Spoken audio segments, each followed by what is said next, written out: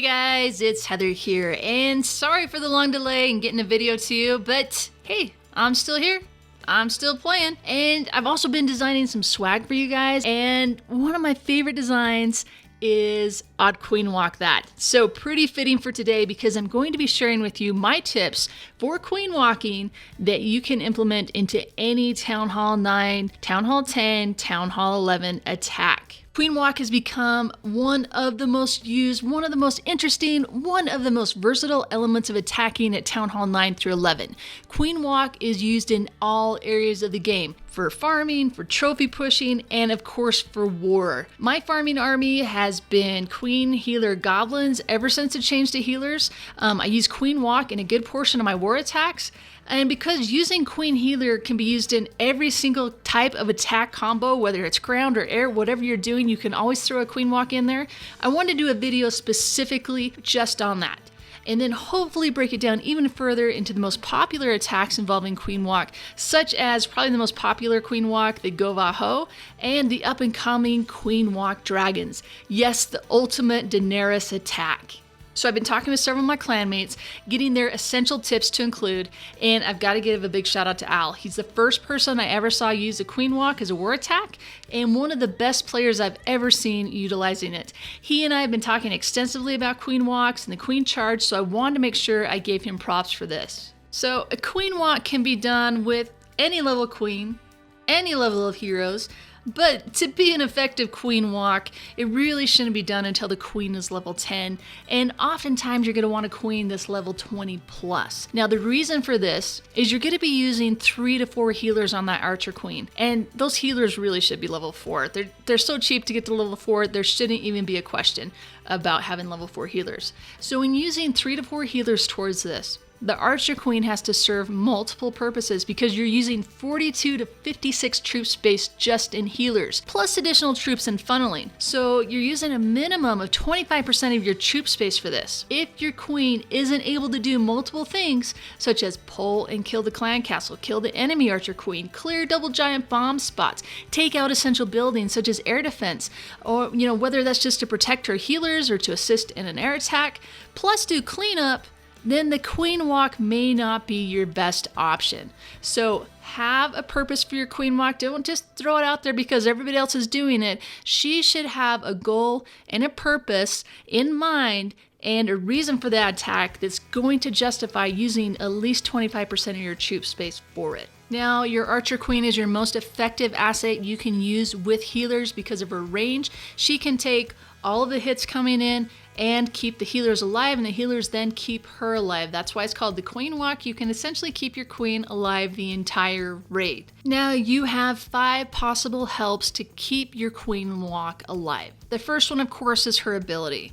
Get that at level 5 Archer Queen, and this allows her to hide and for the defenses to retarget off your queen, which allows the healers to get your queen healed back up again. Now the next 3 helps are spells. The first one, and the one that's used most often, is Rage. It's super vital, especially if you're doing a queen charge. We'll get more into that later. The most important thing to keep in mind when using a Rage is that the Rage has to encompass the healers for the entire time that the Rage is activated. The main purpose of that Rage is to allow the healers to heal the queen faster and more. That's what matters. Get the queen back up to full health. Of course, raging the queen so she can take out those point defenses faster, that's also important, but that is secondary to making sure that your healers are in the rage. Now, the second spell that you can use is Poison. Poison is going to help you take out clan castle troops. It's going to slow them down, plus it's going to weaken them, so it allows that Archer Queen to be able to take out those clan castle troops without having to use her ability or use her rage. It also allows you to take out the enemy Archer Queen without using your queen's ability or a rage. So that's good to keep in mind too. Drop a poison on the enemy Archer Queen, and that will be good enough for your queen to take it out. Now the third spell is Freeze, and this is only going to matter taking on Town Hall 10s and 11, and really I only use it during farming. If I'm going to take my queen into the center of the base, get that dark elixir, and she's going close to Infernos, I take Freeze with me because a timely freeze will allow me to either get my queen out of range of the Inferno or allow her to take the Inferno out. So I got Freeze and I got her ability are the only 2 things that can stop infernos. Because once the inferno locks on my queen, she's going down because the healers can't heal her through an inferno. So gotta use a freeze, gotta use the ability, or gotta just kill that inferno. And then the final help you have is using other troops. You can assist the queen by sending in a hog against a point defense when the queen's under fire and help take that out. Sometimes it might be a good idea to take a giant to help you get a good path for your wall breakers if you want to do a queen charge and get her into the core. And then of course you're going to be using troops to help funnel,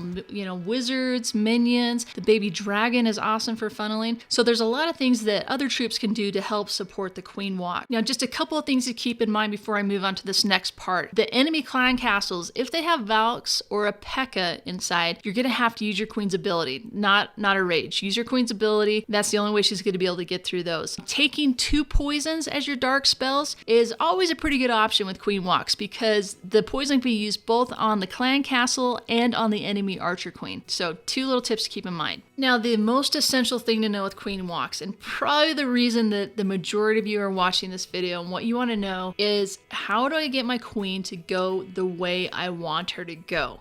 And in order to know that, you're going to have to know what your queen's attack range is and what her target range is. And this is going to determine which way your queen's going to walk. And you know what? Even if you have this all planned out and you know the distance of everything, you know exactly where she's going to go, and you've measured twice, you've dropped her once, there are still so many things that can happen to send your queen off in a completely different direction. One time I had a perfect queen walk set up. I'd cleared one side, the queen was walking east, and one of my funneling wizards right before he died headed in towards the center, triggered a skeleton trap. That caused my queen to take 2 steps backwards into the skeletons, and that completely took her off course right towards infernos, and queen walk was over.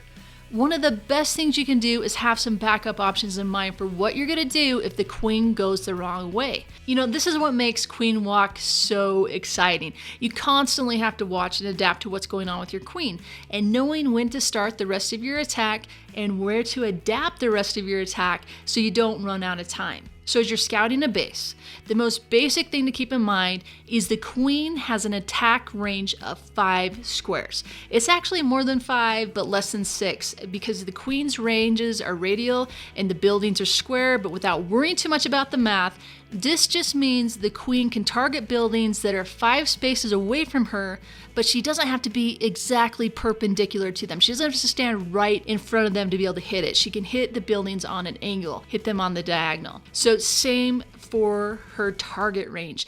If she is within 8 tiles, again, more than 8 but less than 9, of a building that's not behind a wall, she will target it and she'll walk to it, she'll get within 5 squares, and she's gonna attack it.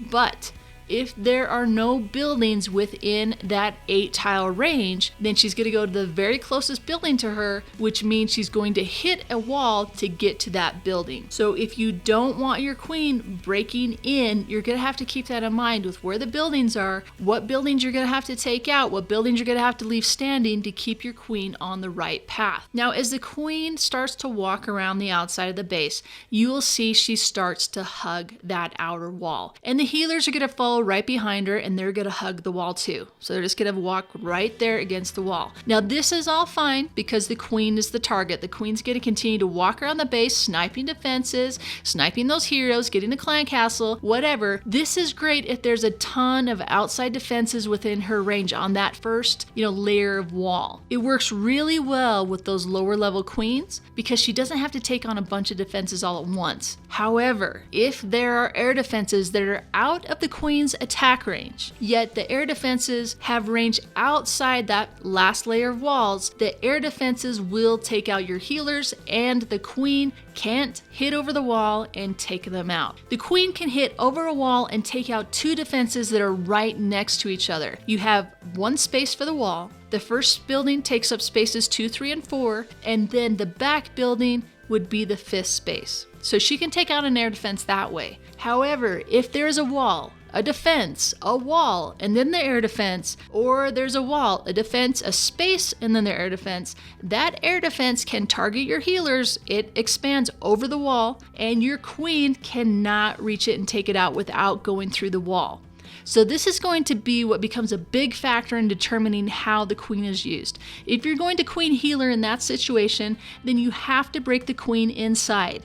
Either you have to use wall breakers, you have to jump her in, earthquake, whatever. She has to go inside, she has to take out that air defense. You have to funnel her into the base. And this is what's termed a queen charge. A charge involves wall breaking the base, plus or minus a jump spell to keep her into the middle. The charge usually involves at least one rage, usually more. You're going to need a lot of help because she's going to be taking on a lot more defenses than she would if she were just on the outside. And it works great when there's not a lot of trash buildings inside the wall, so she can just go in there and just take down one defense after another. This is really hard to do without a higher level queen. She's got to be at least 20 plus. Otherwise, you're better off just keeping her on the outside. Now let's step back again and talk about the clan castle. If it's anything except a hound, you got to try and get the queen to deal with it. A hound, you probably just want to leave that alone. Just don't even pull it, just let him sit there in the clan castle. Have it come out and follow your box around, whatever. But if it's anything except for a hound, getting your queen to deal with it is a great way to go. And one poison is often all you're gonna need to slow everything down enough for her to deal with it. Now, the popular new clan castle that's gonna have a baby dragon and Valks in it, most like your archer queen's gonna need to burn her ability, because that Valk and baby dragon can kill your archer queen if she is using a rage and poison only. So keep that in mind. You see that come out? No, that's where your queen's ability is going to be used. That being said, your poison's still really good. It's really great to be able to use a poison on the enemy archer queen, because dropping that poison on the enemy archer queen will allow your queen to take her out, the healers to get her back up to full health without having to use your rage or your ability. So be sure to do that. That's a great place to drop your poison. And like I talked about at the beginning, make sure you use your queen walk to help the rest of your troops that you're using. If it's a hog attack, then your queen's job is to trip double giant bomb spots or disable them. If you're pairing her with air attacks, then you got to get her to the Tesla farms. You got to have her take out extra air defenses. So keep that in mind. It's not just to walk around the outside and do some cleanup. She's got to have some major goals in mind. She has to be what allows the other 75% of your army to 3-star the base. Now with the queen walk, you always have to keep an eye on your queen. Know what's going on in the attack. Know what she's going to be approaching. Knowing that she's going to be under heavy fire. If she's going to have to start taking on 3-point defenses, a pretty high level queen can take on 2, but once you hit 3, you're going to have to use a rage, you're going to have to use ability, or she's going to be toast. So keep an eye on her, know what's going on. Losing your queen early on in a queen walk attack pretty much guarantees that attack's going to fail. You can try and recover from it, but it's going to be really difficult to have lost 25% of your army right off the bat. If you want to get good at queen walk, put 4 healers into your farming army. Now you can put more, but 4 healers are what you're going to use during war. So it's a good idea to have 4 healers and see what your queen can handle. Not only is it awesome for getting resources, like I said, that's the way that I farm. That's how I get dark elixir. But you're gonna get a much better feel for queen movement and be able to time your rage spells and when to use her ability. I farm with healers and goblins. I know a lot of other people who farm with giants, wizards, and healers. It's pretty much an essential part of most farming armies. And you can do extremely well with a setup like this. You can definitely trophy push with it as well. So it works in many different facets of the game. And of course, practice is going to make perfect on this. It's not something that's going to be easy to pick up right off the bat, but it's something that you're going to want to try and do a lot of friendly challenges with it. Focus on the tricky parts of the attack, on the hero kills, on the clan castle kills, when to use rage, when to use the queen's ability, what your queen can take on, and you're going to be really well prepared to be able to implement the queen walk into any of your attacks. All right, guys, that's going to wrap it up for me. This is just a very basic general overview for you who are new to queen walking, new to Town Hall 9, need some basic tips on how to get started with queen walk. If you have any questions, be sure to leave a comment down below. But more importantly, download the Bindle app. It's in the App Store, and join the room, #ClashTutor. Lots of really cool people in there, lots of people who have a lot of experience with queen walks, and they can definitely help you if you have questions about how to use a queen walk in your next attack. All right, guys, thank you so much for watching, and I'll catch you next time.